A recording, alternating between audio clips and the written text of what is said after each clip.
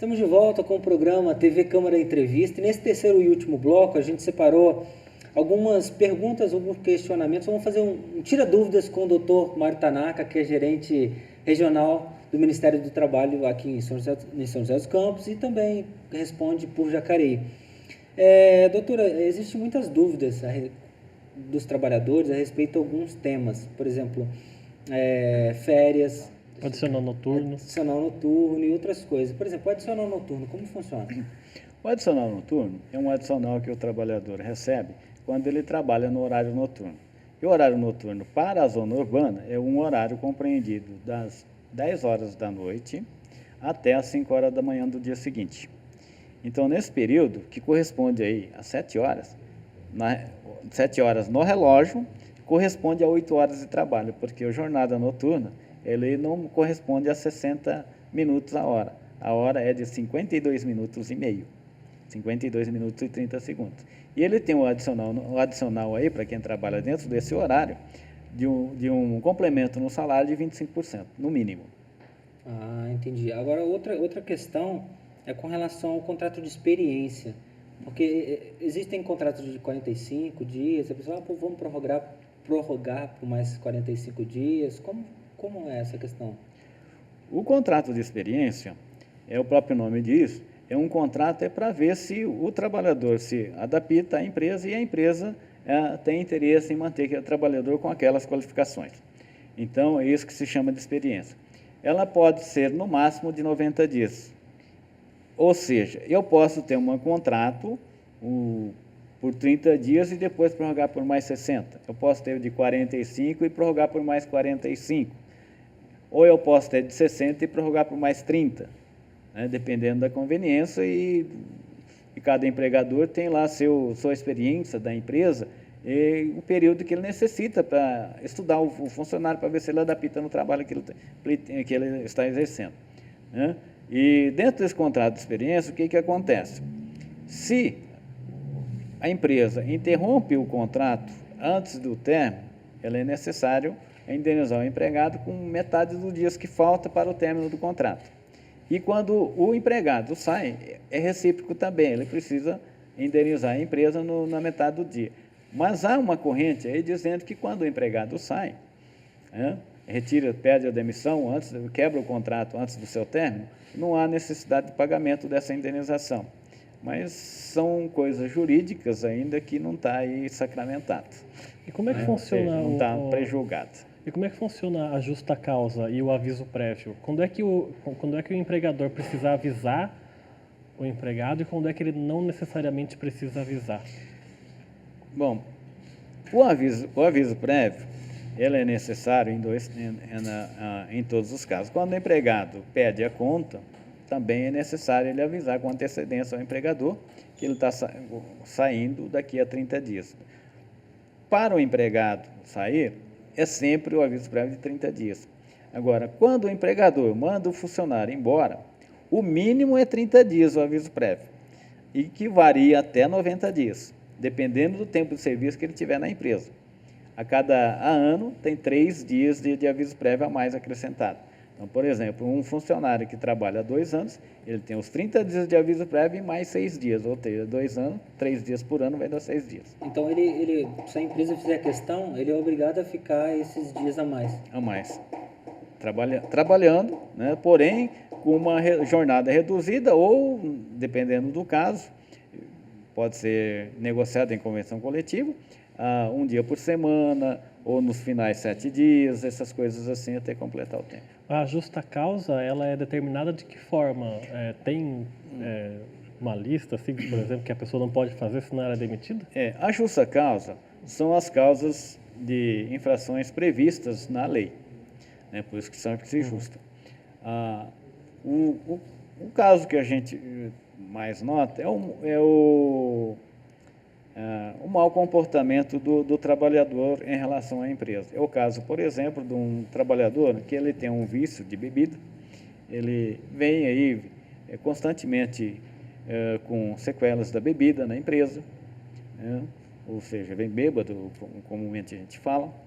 Então ele começa criar um certo atrito dentro da empresa, respondendo mal, a produtividade cai, né? E essa gera uma situação em que o empregador não fica satisfeito com o trabalho dele. E aí, esse vício de bebida, ele é uma das causas que provoca uma demissão por justa Mas causa. aí não cairia no caso de uma doença, do alcoolismo, que a empresa teria que ajudar o Hoje, empregado? algumas correntes falam dele, a empresa ajudar, mas se você embriaguez constante, está previsto no artigo da CLT, que é possível demitir o funcionário por justa causa, né?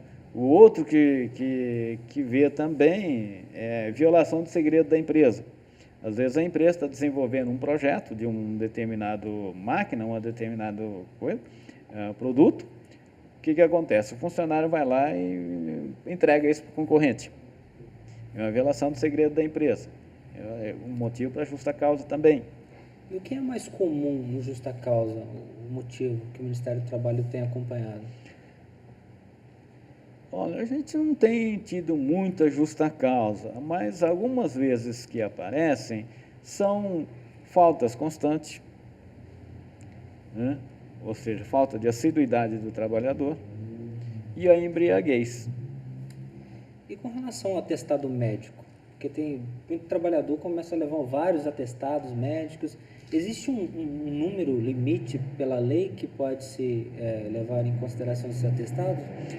Não há limite, porque com relação à saúde humana, quem poderá atestar justamente são os médicos, né, que são os profissionais capacitados para emitirem esses atestados. Então, não tem uma limitação legal para isso, porque nós não sabemos, o empregador não sabe, nem também o legislador vai saber se aquele trabalhador que apresenta bastante atestado, ele realmente está doente ou não. Agora, havendo dúvida, controvérsias entre médicos de uma coisa, aí há necessidade da empresa encaminhá-lo para uma junta médica fazer a avaliação. Às vezes é o caso até de tirar uma licença médica, né? O empregado tirar uma licença médica, entrar num acordo com o empregador, seria isso?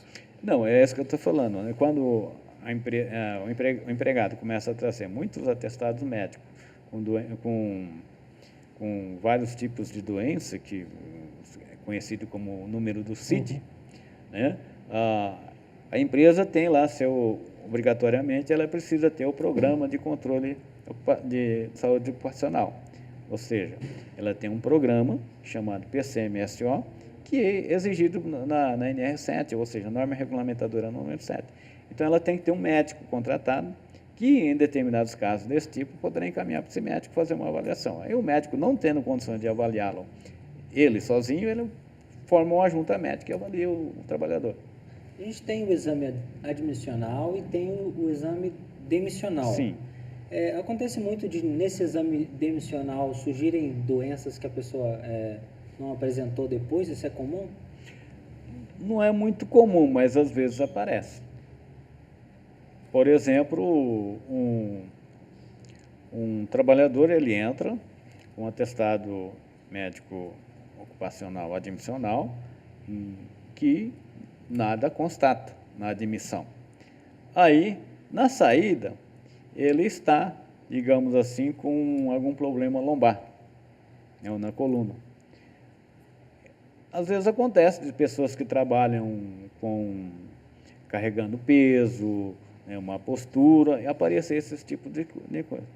Problema na audição, pessoa que trabalha O problema na audição, também. às vezes acontece, né, porque a audição já tem um outro problema também, né? Ela pode ser uma perda normal, né, da idade, e pode ser uma perda provocada pelo constante barulho dentro da empresa. Depende de onde for. Depende de onde for. E depende da compreensão física de cada um também, né? Bom, outra dúvida, doutor, é relacionada às férias. A lei permite que o funcionário venda as férias para a empresa? Sim, não totalmente. Mas ela pode vender 1/3 das férias dele. É o máximo? É o máximo.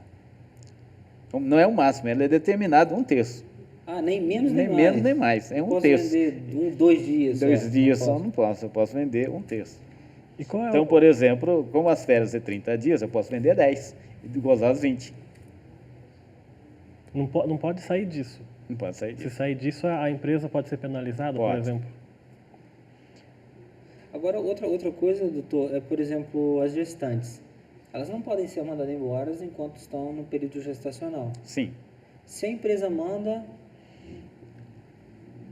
acarreta problemas para ela. Não, se a Ou empresa ela manda... nem pode, não consegue, o Ministério do Trabalho não permite. Não né? permite, mas se por um acaso a empresa mandar, por exemplo, uma trabalhadora que tem menos de um ano de trabalho na empresa, a rescisão de contrato dela não precisa ser homologada, ou seja, não precisa passar por um crivo de um órgão público ou por um sindicato. Então, o que acontece? Às vezes acontece do empregador demitir essa funcionária. Aí essa funcionária, ela precisa recorrer dessa decisão da empresa, junto ao Ministério do Trabalho ou entrar na Justiça, tanto faz. E no Ministério do Trabalho, a gente tenta uma conciliação, ou seja, reconduzir essa funcionária ao trabalho, que é o que a lei determina. A estabilidade justamente é para isso, é para ela permanecer no trabalho. Em não havendo condições, um clima para que ela volte ao trabalho, aí terá que ser judicial que o juiz determina uma indenização por essa situação. Mesmo- Já foge do Ministério. Ministério. E se ela engravidar durante o aviso prévio, por exemplo? Tem que ser invalidado o aviso prévio. Porque, de acordo com o enunciado número 5, todos os benefícios trabalhistas no decorrer do aviso prévio era como se ela não tivesse. Ela faz jus. Então, se engravidar, ela faz jus também a estabilidade. Então, perde o efeito o aviso prévio. Outra coisa, doutor, é com relação à carteira de trabalho.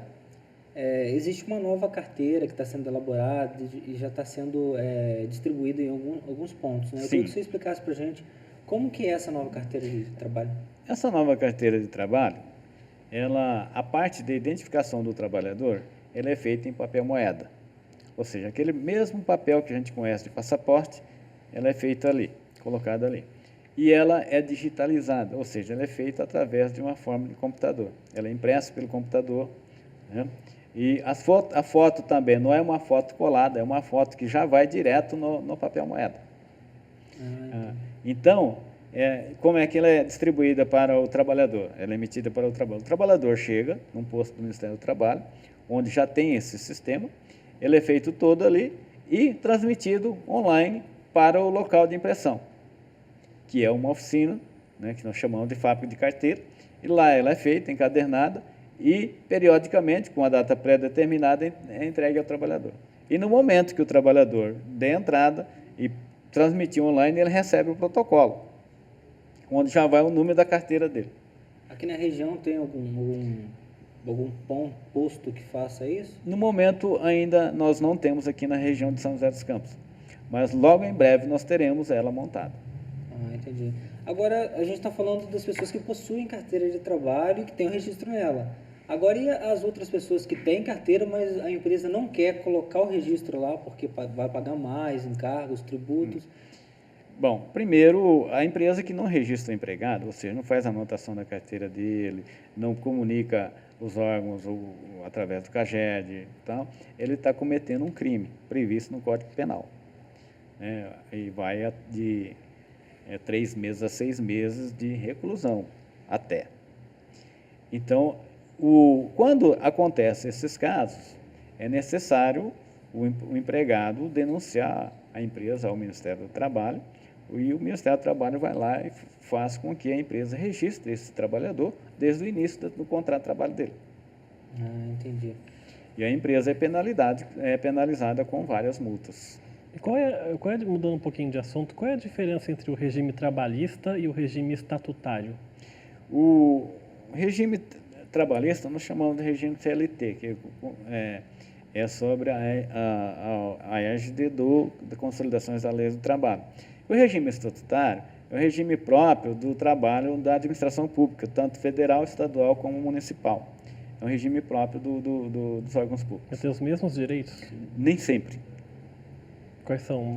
Por exemplo, o servidor público, que é regido pelo regime estatutário, ele não tem direito ao fundo de garantia.